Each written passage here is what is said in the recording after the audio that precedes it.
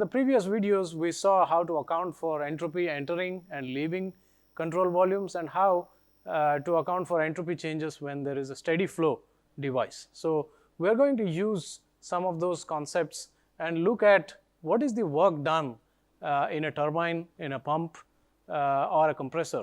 And for that, we are going to look at, in general, the work done in an open flow, steady flow device. So we're going to use the first law as well as the second law to observe what happens in steady flow devices and, for example, in compressors, pumps, and turbines, because those are everyday devices that affect the efficiencies of engineering systems.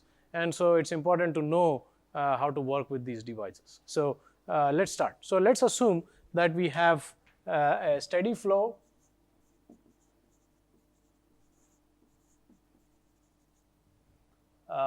device, and for now we will also assume that there is only one flow, that maybe there are multiple flows coming in, but inside the device there is just one flow, and of course it can be generalized for more than one flow, but we'll just assume for now that it's just one flow, even though there may be multiple streams that are mixing together and forming that one flow, and towards the exit it could again be divided if necessary into multiple exits, but inside the device there is one flow. So let us assume that, and let's assume that there's some kind of device. This one looks like a compressor, this one looks like a turbine, where fluid enters here and leaves here. So let's call this m dot out and m dot in, right? And so to begin with, we can write m dot in should be equal to m dot out, and we'll just call that m dot because this is a steady flow device.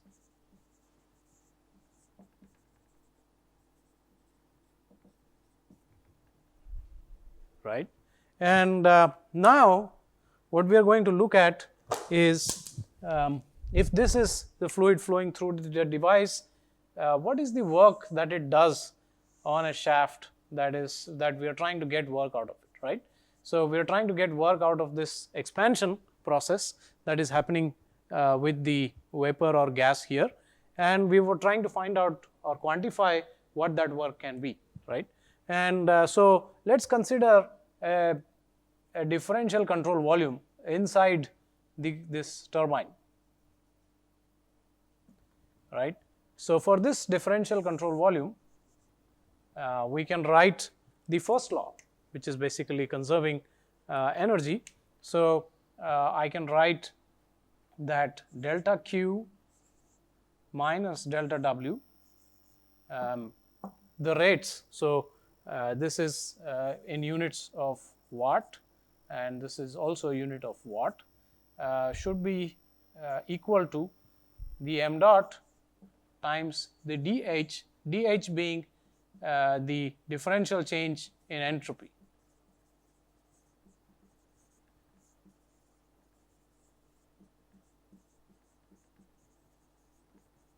The differential change in enthalpy, plus of course the differential change in the kinetic energy and the differential change in the potential energy, right? This, if you recall, is m dot times h, m dot times h in minus m dot times h out, and so that just becomes m dot times dH, right?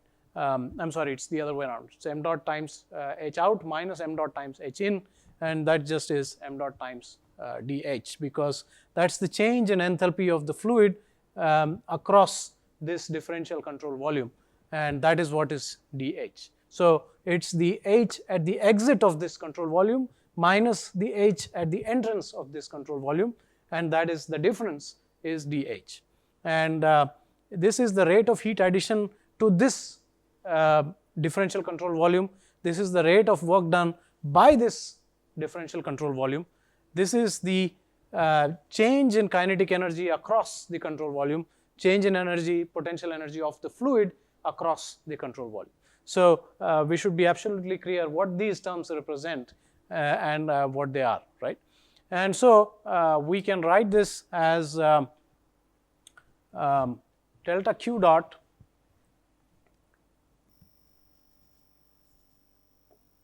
can be written as m dot times T ds, where T is the temperature of that differential control volume, and the ds is the differential change in entropy across the same control volume, right? So I can write this as minus delta W dot.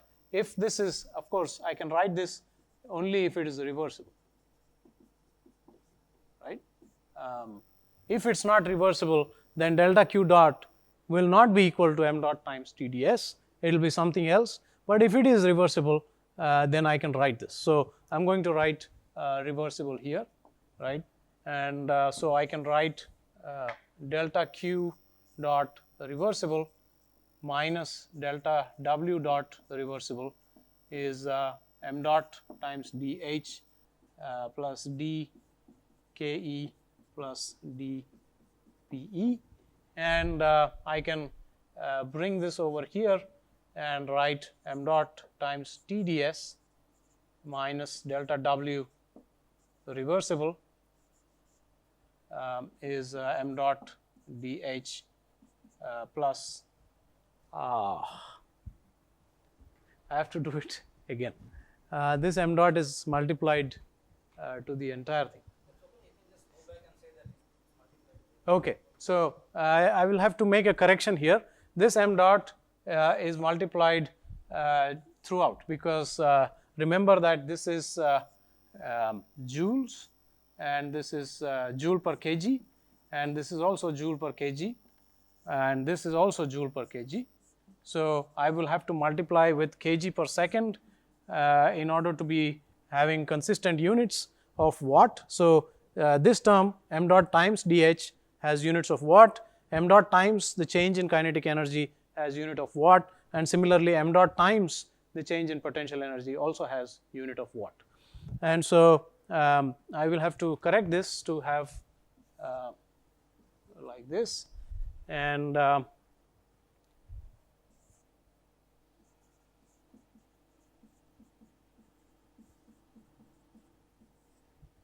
right, and so I can write delta W reversible is m dot times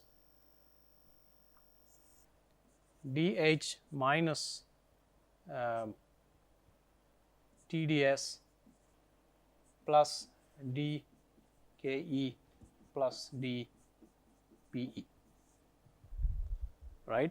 But I also know from TdS relations that TdS is equal to dH minus VdP, right?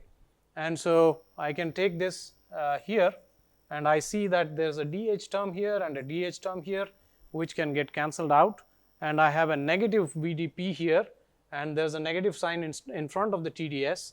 So I will be left with a negative of a negative, so which means a positive VdP, and this will be equal to minus m dot times VdP plus the change, differential change in kinetic energy plus the differential change in the potential energy, and then multiplied by the mass flow rate, and this will be equal to the differential work, reversible differential work done by the steady flow device, right?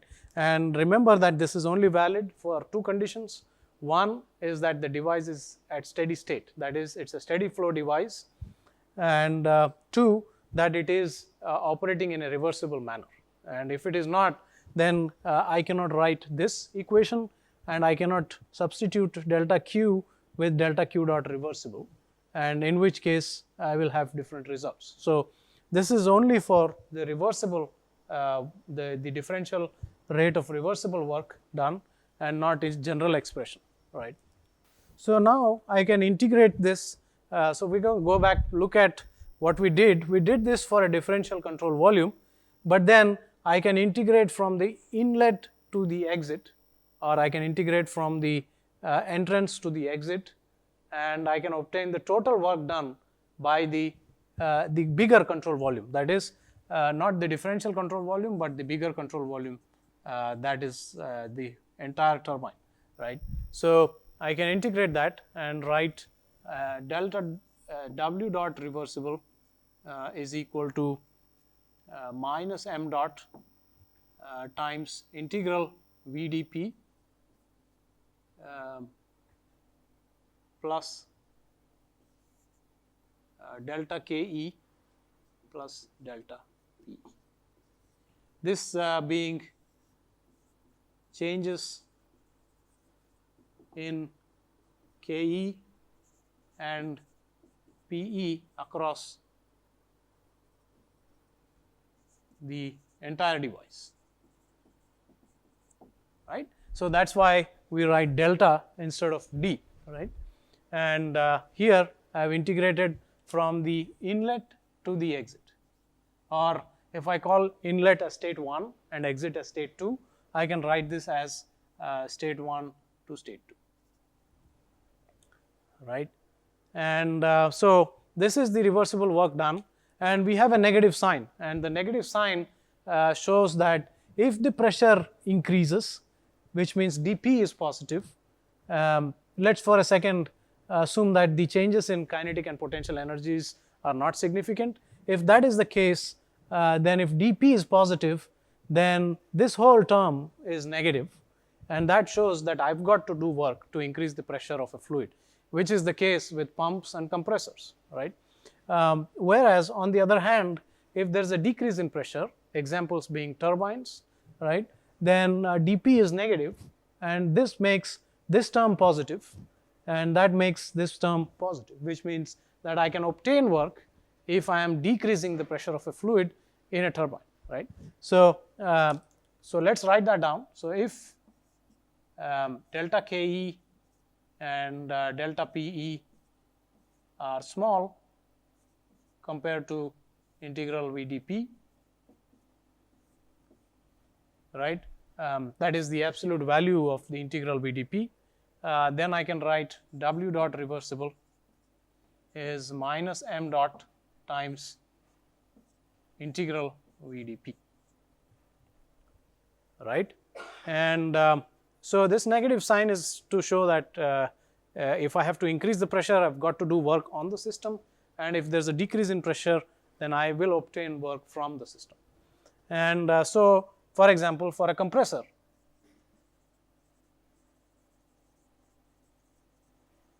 what I'm interested in is what is the rate of work that I need to supply.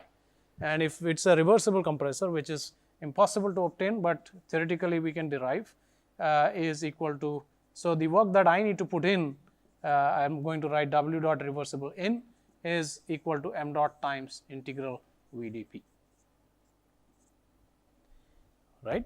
And this gives you a sense of what affects the work that is required to be done on a compressor or a pump, right?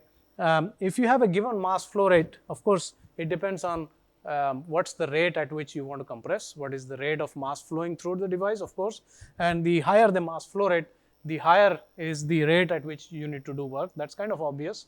But what's not so obvious is that this is an integral VdP. Usually we are used to saying integral PdV, and we need to make sure, and we need to emphasize here that this is not integral PdV. This is integral VdP because this is an open system. And recalling that integral PDV is only the boundary work done by a closed system, and boundary work done by any control volume for that matter. So, so we need to differentiate that from this one, which is actually integral VdP and not integral PDV, right? And the other thing that becomes clear from this equation is that the specific volume matters, which means that the higher the specific volume of the fluid flowing through the device, the larger or the greater is the rate of work that needs to be done to a compressor in order to compress it through the same pressures, right? Which means that if I have a choice to compress a liquid versus a vapor, the vapor is likely to have a much higher specific volume. Many times for the same conditions, the vapor has hundreds, if not thousands of times higher specific volume compared to the liquid. And so therefore, if I had a choice to compress a vapor or a liquid, I would always choose to compress a liquid because that would require less work. On the other hand, if I had a choice to expand a liquid or a vapor, I would always expand a vapor because that would give me more work from the turbine as compared to expanding a liquid. And so therefore, this expression is not just an expression that we use to calculate, it gives us insight about which devices to use at what points. And so for example, in a thermal power plant, we use pumps to pump water from a low pressure to a very high pressure, and we pump liquid water, whereas while expanding, we expand steam. We don't expand water, we expand steam. So while compressing, we compress water which has a low specific volume, and so we put in less amount of work, whereas while expanding, we expand vapor which has a large specific volume, and between the same two pressures, I can get a lot more work out of that system if I were expanding vapor, and so that's what we do. So this is an important insight that we get. So if this is in the absence, of course, of the changes in kinetic and potential energies, not that they are absent, but their magnitudes are quite small compared to the change in this integral here, the absolute value of the integral of VdP, right? So this is, for example, how we understand compressors, turbines, and pumps. And we're going to look at how, for example, this is the, if we are dealing with compressors, this is the minimum work that we need. And if we are dealing with turbines, this is the maximum work that we can hope to get, that is the reversible work. So we're going to look at next how reversible work is the minimum necessary for a compressor and the maximum possible from a turbine. Similarly, it's the minimum possible work that I need to put in, it's the minimum necessary work that I need to put in for a pump, and so we're going to look at that. So let's go back and write it again for the differential control volume.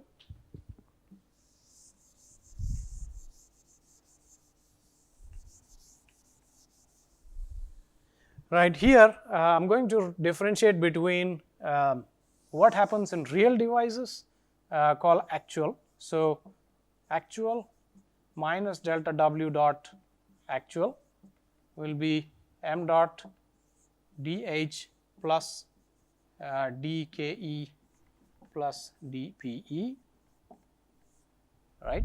And this is in actual devices.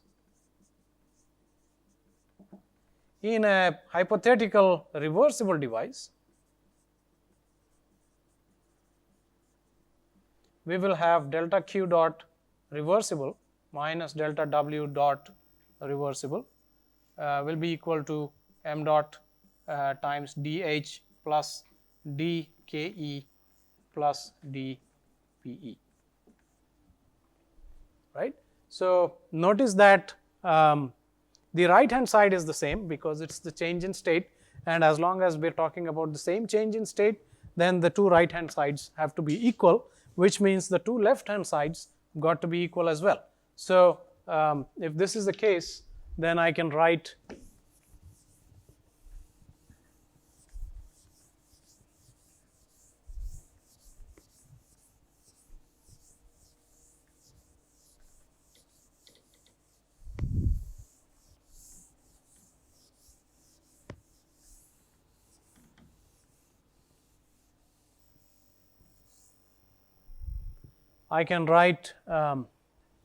delta Q dot reversible minus delta W dot reversible is equal to delta Q dot actual minus delta Q dot delta W dot actual, and I can rearrange these terms to look like this. I can write delta W dot reversible minus delta W dot actual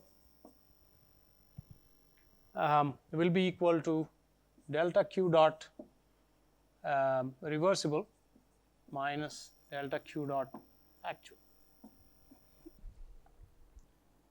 right? And we know that we can write delta Q dot reversible as equal to T times ds. What is T here? T is the temperature of the differential control volume for which we are writing these equations, and ds is the change in entropy across the control volume, that is the difference in entropy between the fluid that is leaving the differential control volume minus the entropy of the fluid entering the control volume, that is the specific entropy. And so this is of course multiplied by m dot here, right? So I'm going to write this as delta W dot reversible minus delta W dot actual is m dot times delta Q dot reversible. I'm going to replace it with m dot TdS minus delta Q dot actual. So we are going to write this as, we also know, for example, that delta Q dot actual is always going to be less than or equal to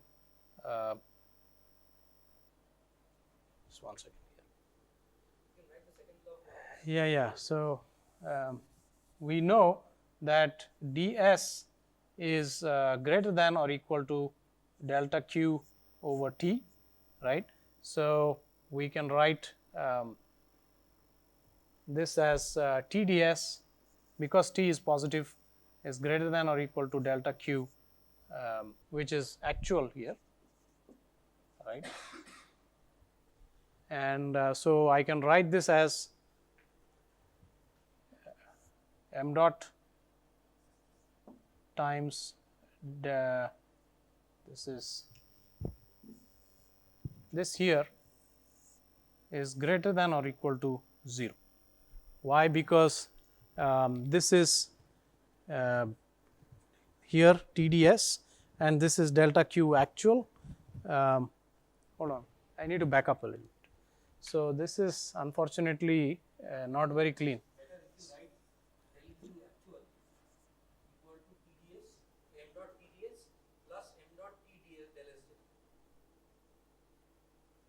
I can do that, yeah. Right, I can do that. So we can write this as m dot times ds will be equal to delta Q dot plus m dot S gen, right? And this is of course divided by T here. So m dot TdS equals delta Q dot plus m dot S gen. So I can replace this delta Q dot with m dot TdS minus m dot S gen. So so there's a T here.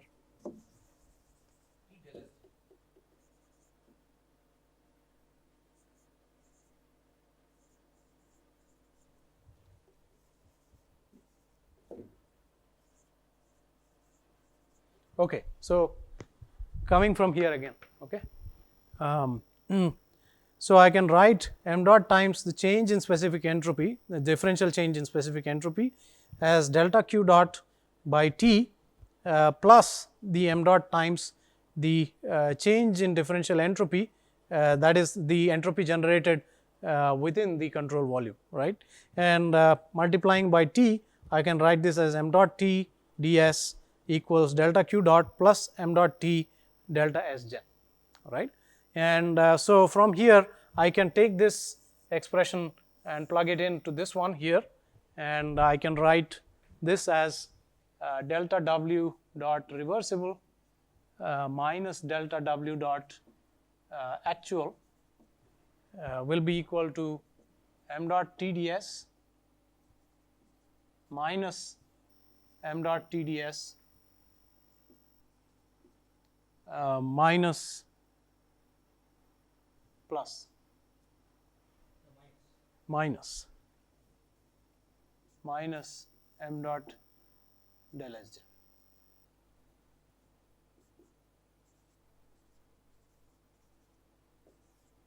And that leaves me with m dot T del Sj. Right? And and we know, for example, that T is positive, m dot is going to be positive, and del Sgen is always positive. It can be 0, but it cannot take negative values. So, which means that I can write delta W reversible minus del W dot actual is greater than or equal to 0, which means that delta W dot reversible is always greater than or equal to delta W dot actual, which means that if it's a work producing device, I will always get more work out of a reversible work producing device than an actual device. And so I can, in other words, I can compare actual devices to reversible work producing devices, and I can approach the work produced by reversible devices, which can be calculated theoretically, but we can never equal the work that is done by reversible work producing devices. If this is a device on which we do work, then this is the minimum that we need to do, and that real devices we need to do more work than what this predicts. So in this video, to summarize, what we found was that we developed expressions to find the rate of reversible work either done by a device or done on a device, and then we saw that the reversible work is either the maximum or the minimum depending on whether it's a work producing device or a device on which we do work. And with these two, we can always compare real devices with reversible ones and try to approach the work required or the work produced by reversible ones, although we may never actually match it.